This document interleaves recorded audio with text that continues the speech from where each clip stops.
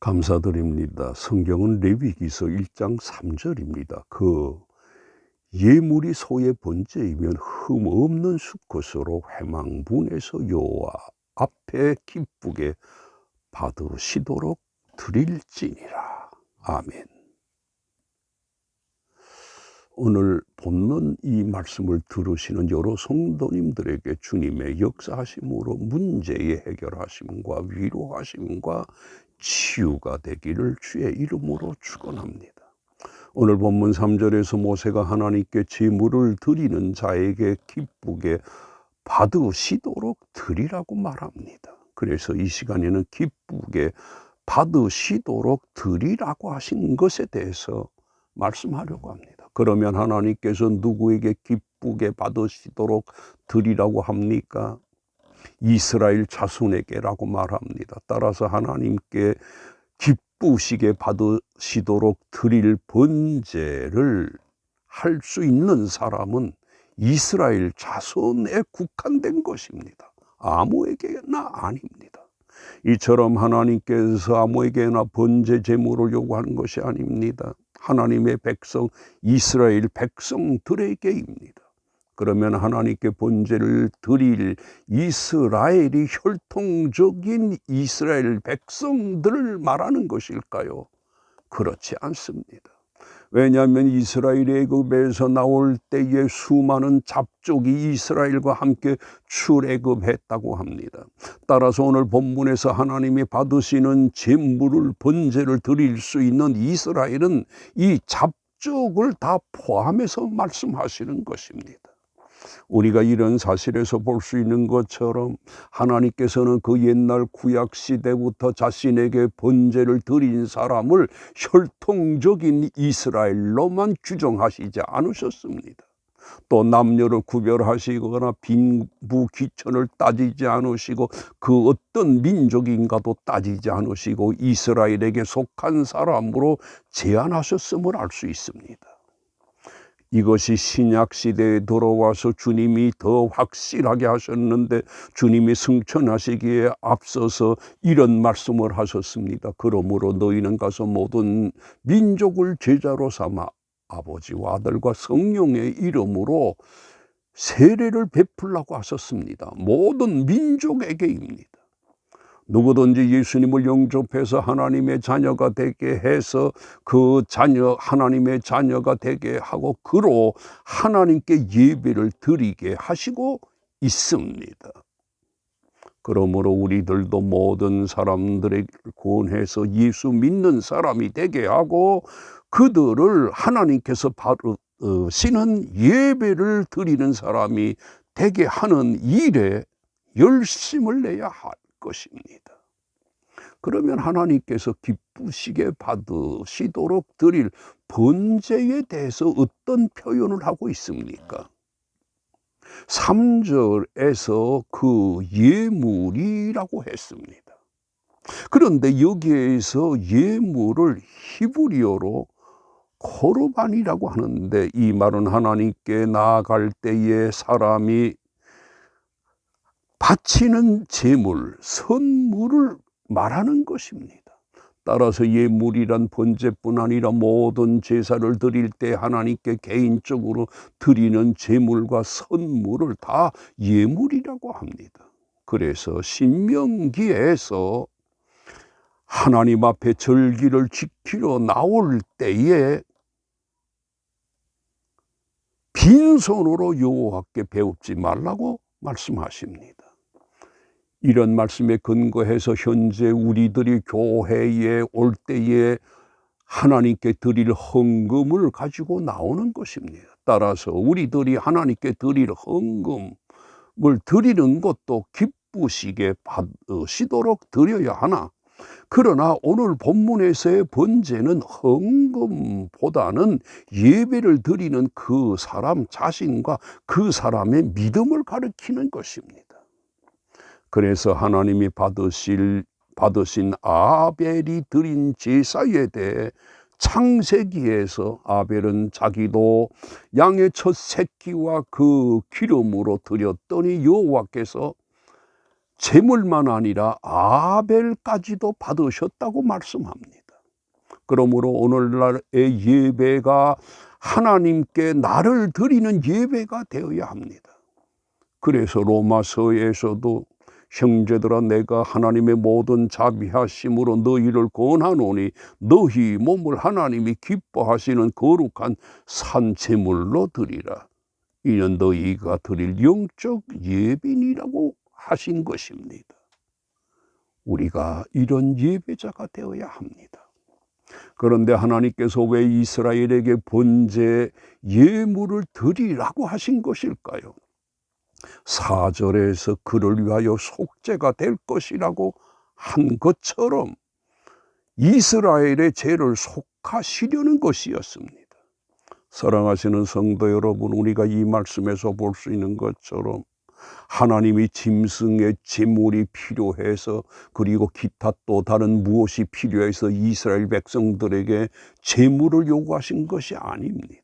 그들의 죄를 속함으로 마음의 평안함과 하나님의 백성으로서 속죄의 기쁨을 가지게 하시려는 것이었습니다. 그래서 주님께서도 마태복음에서 수고하고 무거운 짐진 자들아 다 내게로 오라 내가 너희를 쉬게 하리라 하신 것처럼 이스라엘에게 마음의 평안함을 주시려는 것이었습니다. 따라서 오늘 본문의 번제를 오늘날의 헌금과 같은 것이 아닙니다. 왜냐하면 헌금은 속죄와 무관하기 때문이고, 믿는 우리들을 속죄를 위해 번제를 요구하신 것입니다. 이처럼 번제와의 요구는 우리를 위한 것입니다. 그러므로 여러 성도님들이 교회에 오실 때에 절대 부담이 아닌 기쁨과 함께 그 뜻대로 살지 못한 것에 대한 송구스러운 마음을 가지고 올 것입니다.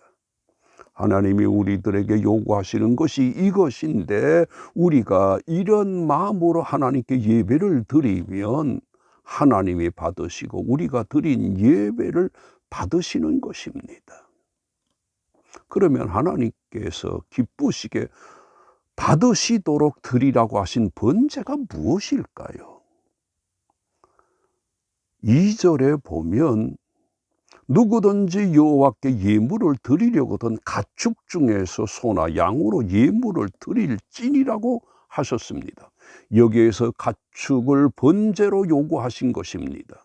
그리고 이렇게 요구하신 것은 피가 있기 때문입니다.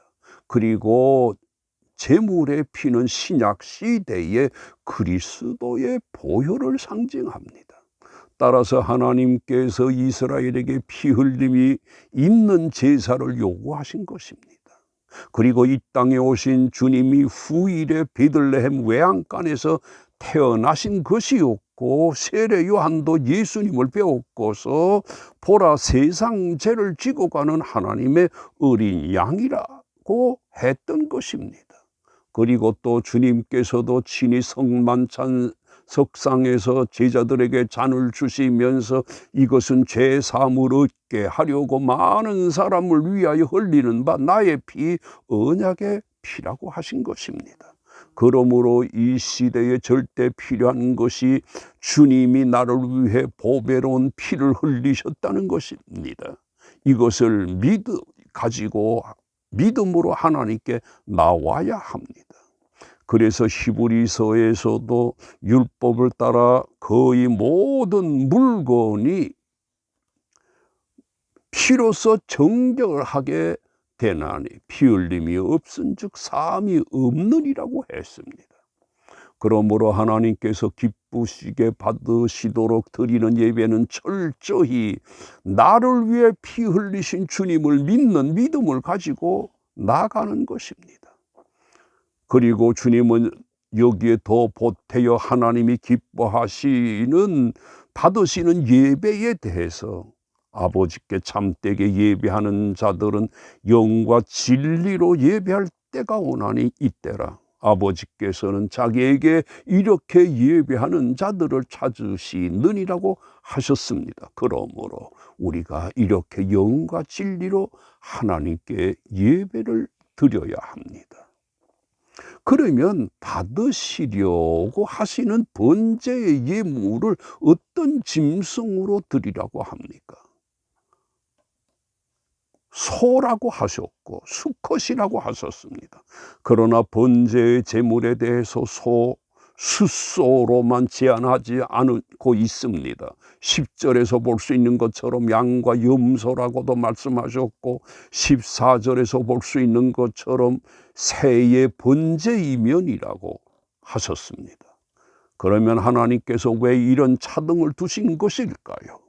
그것은 경제적으로도 능력이 되지 못하는 사람들도 하나님이 기쁘게 받으시는 번제를 드리게 하시려는 것이었습니다.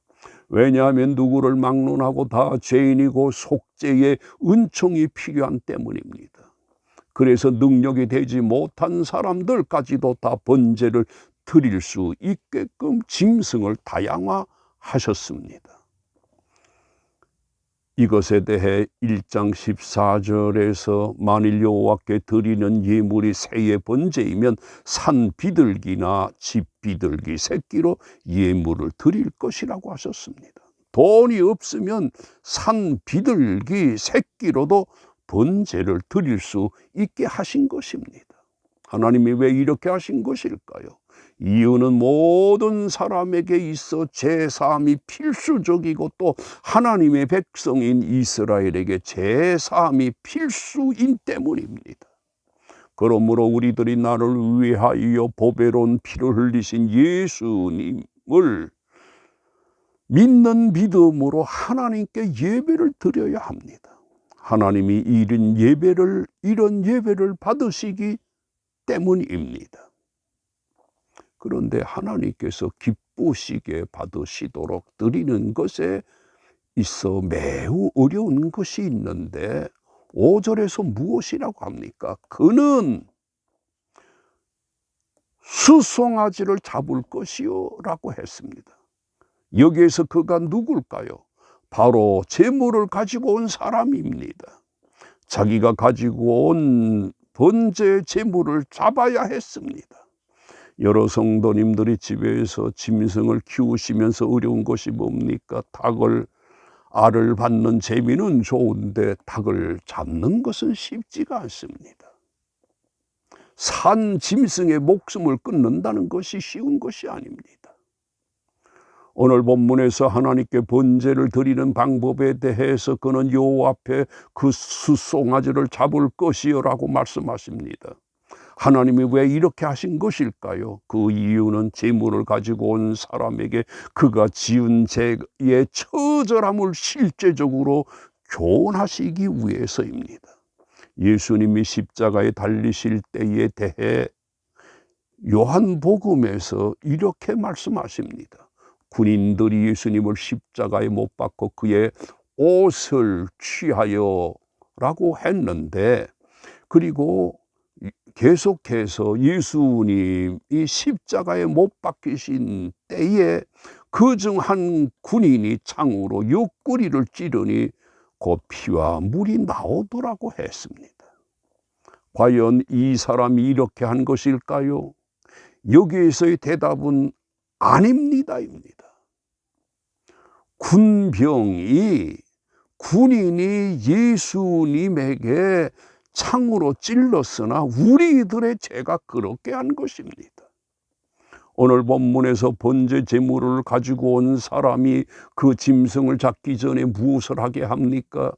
그는 번제물에 머리에 안수하라고 합니다. 이렇게 해서 그 사람의 죄를 그 짐승에게 전가시키는 것입니다. 이렇게 하게 하심으로 그 제주의 죄를 지은 짐승이 처절하게 죽임을 당하는 것입니다. 이렇게 해서 짐승의 피를 흘리게 되는데, 제사장은 5절에서 볼 수 있는 것처럼 아론의 자손 제사장들은 그 피를 가져다가 해망문 사방에 뿌리는 것이었습니다. 제사장이 짐승을 잡는 것이 아니라 잡은 짐승의 피를 가져다가 뿌릴 뿐입니다.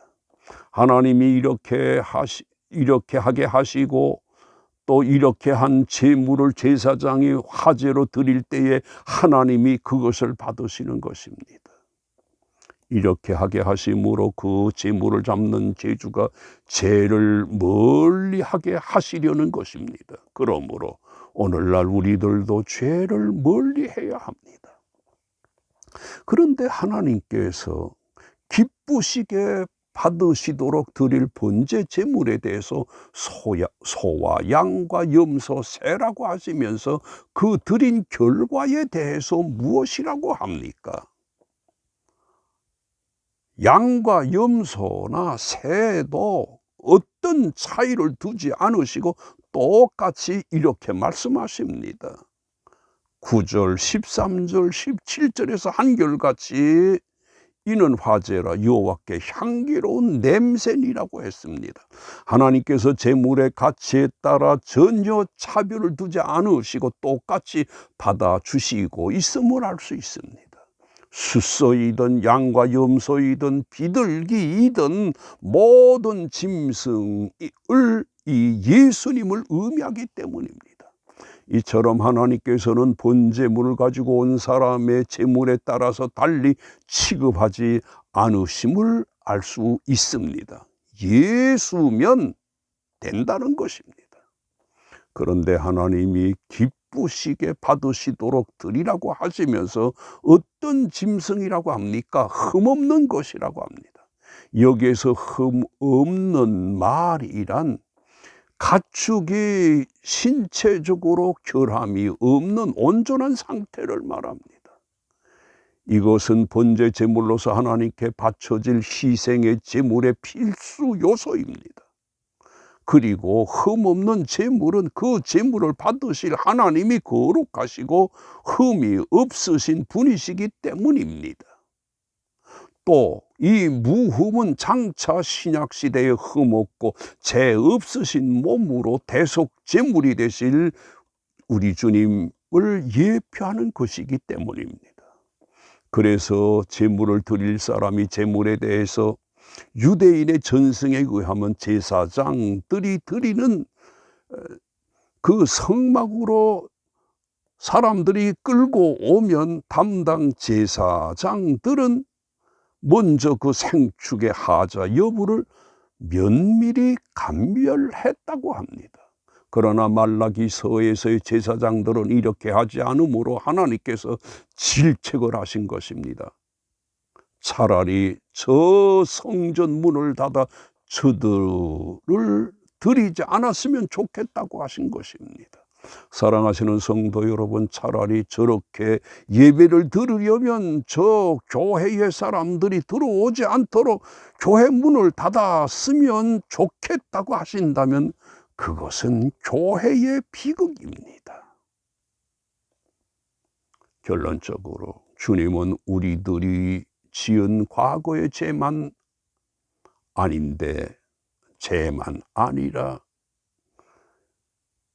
히브리서에서 이와 같이 그리스도도 많은 사람의 죄를 담당하시려고 단번에 들이신 바 되셨고 구원에 이르기 하기 위하여 죄와 상관없이 자기를 바라는 자들에게 두 번째 나타나시리라고 했습니다. 과거의 죄만 위하신 주님이 아니라 우리들을 위해 재림도 하시는 것입니다. 이 얼마나 감격스러운 재림입니까? 우리가 이런 은혜 중에 있음을 늘 기억하고 감사하면서 예배를 드려야 할 것입니다. 모두 이렇게 하시기를 주의 이름으로 축원드립니다. 아멘.